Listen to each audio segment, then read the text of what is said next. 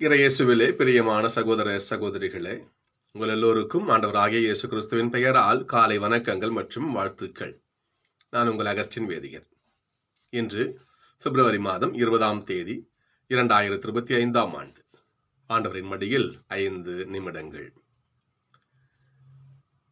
ஒரு ஒரு டிவி நிகழ்ச்சி. அந்த நிகழ்ச்சி அது என்ன நினைக்கிறேன், ஒரு டான்ஸ் ப்ரோக்ராம் வச்சிங்களேன், நடன போட்டி, அது மாதிரி ஒரு ப்ரோக்ராம் அது. அதில் ஜோடியாக டான்ஸ் கலந்துக்கிறாங்க. அப்போ அதில் ஒரு நிகழ்வு ஃபேஸ்புக் வந்து முகநூலில் தான் பார்த்தேன். ஒரு நபர் என்ன பண்ணுறாரு, அவர் கண்ணை கட்டிடுறாங்க. அவருக்கான ஜோடி அவர் என்ன பண்ணணும், நிறைய பெண்கள் வரைய நிற்கிறாங்க. அந்த பெண்களுடைய கையை மட்டும் தொட்டு பார்த்து தன்னுடைய ஜோடி யாருன்னு கண்டுபிடிக்கணும். இத்தனைக்கும் இவர் கண்டுபிடிக்க வேண்டிய அந்த நபர் வந்து இவருடைய வருங்கால மனைவி, அந்த பெண். இது வந்து போட்டி வச்சிங்களேன், எல்லா பெண்களும் கை நீட்டுறாங்க. இவரை பண்ண கண்களை கட்டிக்கிட்டு தொட்டு பார்க்குறாரு. அடுத்து இல்லை அடுத்து போகிறாங்க. இன்னொரு பெண்ணு கை தொட்டு பார்க்குறாரு. இல்லை, இப்படியே போயிட்டு இருக்குது.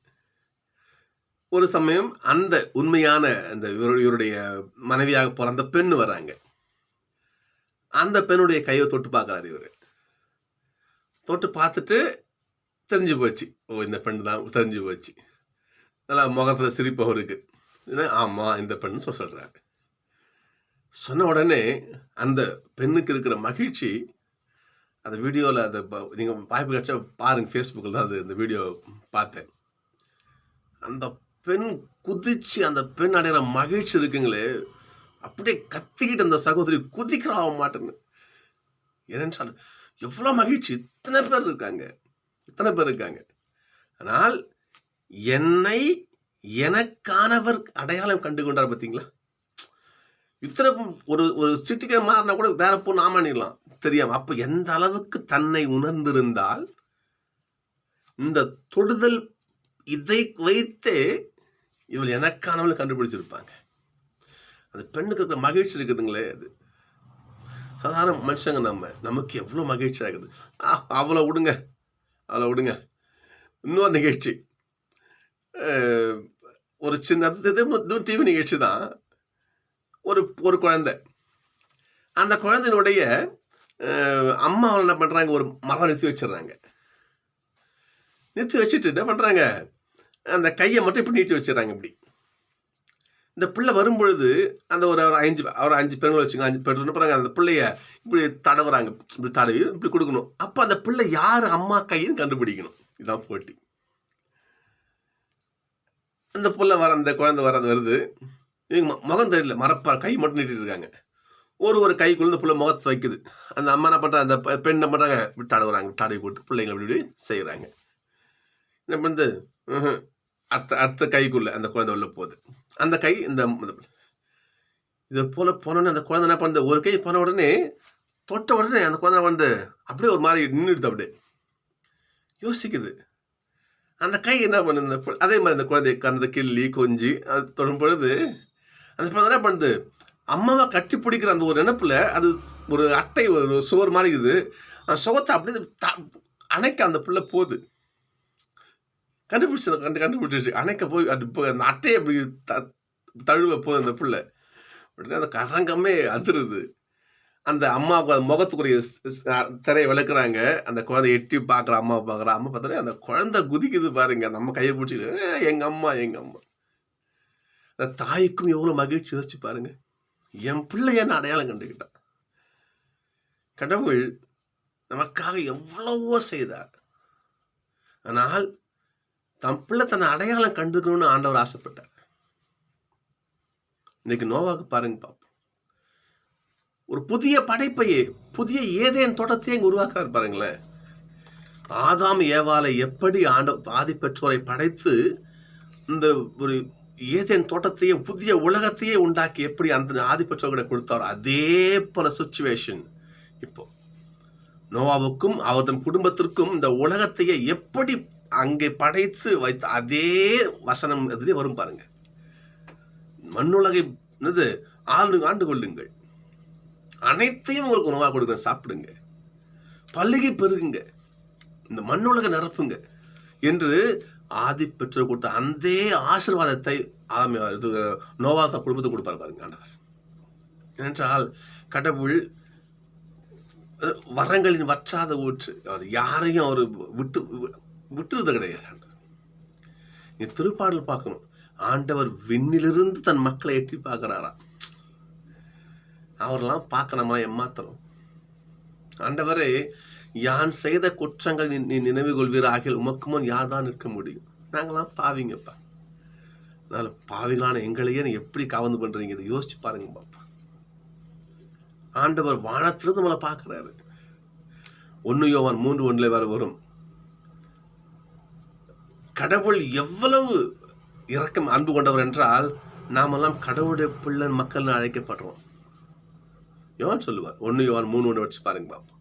கடவுள் அன்பு எப்படிப்பட்டதுன்னு சொன்னா, நம்ம எல்லோரும் கடவுளுடைய பிள்ளைங்கன்னு அழைக்கப்படுறோம். இந்த உலகத்தையே படைத்து பராமரித்த பரம்பொருளுடைய பிள்ளைங்க நாமெல்லாம், அவருடைய மக்கள் நம்ம அழைக்கப்பட எவ்வளவு கொடுத்து வச்சிருக்கோம். நம்ம அப்பேற்பட்ட அன்பு கொண்டவரை, விண்ணிலிருந்து நம்ம ஒரு வினாடி கூட நம்மளெல்லாம் காவந்து பண்ற பார்த்து கொண்டு கண்ணோக்குகின்ற அந்த ஆண்டவரை நாம் அடையாளம் கண்டுகொள்கிறோமா? பிலிப்பியர் திருமுகத்தை போல் சொல்லுவார், கடவுள் தன்மையில் விளங்கிய அவர் அந்த நிலையை வலிந்து பற்றி கொண்டிருக்க வேண்டுமென்றா கருதாமல் அடிமையின் கோலம் பூண்டு மனுஷனா பிறந்து சாவை ஏற்கும் அளவுக்கு, அதுவும் சிலுவை சாவையே ஏற்கும் அளவுக்கு தன்னை கீழ்ப்படிவராக்கினார். இறைவன் வேற என்ன செய்யணும் சொல்லுங்க பாப்பா. அப்படிப்பட்ட கடவுளை அந்த மக்களுக்கு அடையாளம் கண்டுக்கலையே. சொந்த ஊர் நாசரேத்தூருக்கு போறாரு.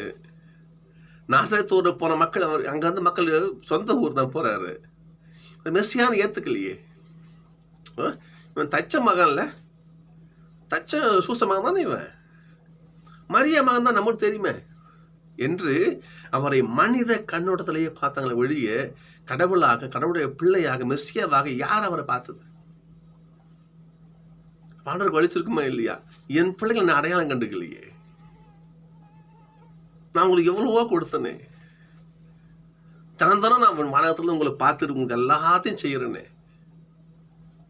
உங்களை என்னுடைய பழைய பாருங்க பார்ப்போம். கழுகு எப்படி கழுகு வந்து தன் குஞ்சுகளை தோல் சுமக்கிற மாதிரி நான் சுமந்துக்கிட்டு போறேன் பைபிள் வரும் பாருங்க. அவ்வாறாக நான் உங்களை சுமந்தனே. பெற்ற பிள்ளையை தாய் மறப்பாளோ, கரு தாங்கினால் தன் பிள்ளையை மறந்து இருப்பாளோ, அவர்களே மறந்தாலும் நான் மறக்க மாட்டேன்னு சொன்ன ஆண்டவராச்சு. இன்னைக்கு ஒரு டெஸ்ட் வைக்கிறார் பாருங்க சீடர்களுக்கு. சீடர்களே, நான் யாருன்னு எல்லாம் சொல்றாங்க. சில திருமுழுக்கு யோவான்னு சொல்றாங்க ஆண்டவரே. அப்படியா? சரி, அப்புறம் சிலர் எலியான்னு சொல்றாங்க போதகரே. அப்படியா? அப்புறம் சிலர் இறைவாக்கினங்களை நீங்க ஒருத்தர்னு சொல்றாங்க. அப்படியா? சரி, அவங்கள விடுங்க. நீங்க சொல்லுங்க. என் கூடவே இருந்து, என் கூடவே உண்டு உறங்கி, என் கூடவே சுத்துறீங்க இல்லையா? நீங்க சொல்லுங்க, நான் யாரு? அவங்க விடுங்க. திருமுழுக்கு யோவான் இருக்கிறாங்க, எலியா, அதெல்லாம் விடுங்க. இறைவாக்கினர், நீங்க சொல்லுங்க, நான் யாரு? எல்லாம் முடிக்கிறாங்க. பேதுரு சொல்ற பாருங்க, நீர் மெஸ்ஸியா, வாழும் கடவுளின் மகன். இந்த அறிக்கையை ஆண்டவர் எவ்வளவு மகிழ்ச்சியாக என் பிள்ளைய அடையாளம் கண்டுகிட்டான். அப்போது இயேசு சொல்ற வார்த்தை, உன் பெயர் பாறை, உன் பெயர் கேபா, இந்த பாறையின் மேல் திருச்சபையை கட்டுவேன், வெண்ணக திறவுகளை அவங்ககிட்ட கொடுப்பேன். நீ யாரை அனுமதிக்கிறியோ அது அனுமதிக்கப்படும், யாரை மறுக்கிறியோ அவங்களுக்கு மறுக்கப்படும் சொல்ல பாருங்க. அப்ப கடவுள் என் பிள்ளைங்க அடையாளம் கண்டுக்கணும்னு ஆண்டவர் என்ன பண்றாரு? ஏங்குறாரு. அப்படி சொல்ல தப்பு இல்லை, ஏங்குறாரு. தன் பிள்ளைங்க என்ன அடையாளம் என்ன கண்டுக்கணும், என்ன அப்பா தான் அப்பான்னு என் பிள்ளைங்க அடையாளம் கண்டுக்கணும். நாம் கண்டுகொள்கிறோமா? ஒரு இக்கட்டு நிலைமை வருது. இன்னைக்கும் மனசார சொல்றேன், எத்தனை கோயிலுக்கு போய் மந்திரிக்கிறோம், நம்ம எங்க போய் தாயத்தை கட்டுறோம், அது எங்க என்ன நம்ம ஆண்டவரை அடையாளம் கண்டுகொள்ள மறுக்கிறோம். சகோதரர்களே, மிக பெரும் தவறு. எந்த நிலையிலும் இன்பமோ துன்பமோ ஆண்டவரை அடையாளம் காணுவோம். இந்த இறைவன் என் ஏசப்பா எல்லாம் செய்வார் என எப்படி அவர் பாத்திர சரணாகதி அடைகிறோமோ அப்படி அடைந்தால் அவர் நமக்கு அனைத்தையும் செய்வார். அடுத்த நாள் சந்திப்போம்.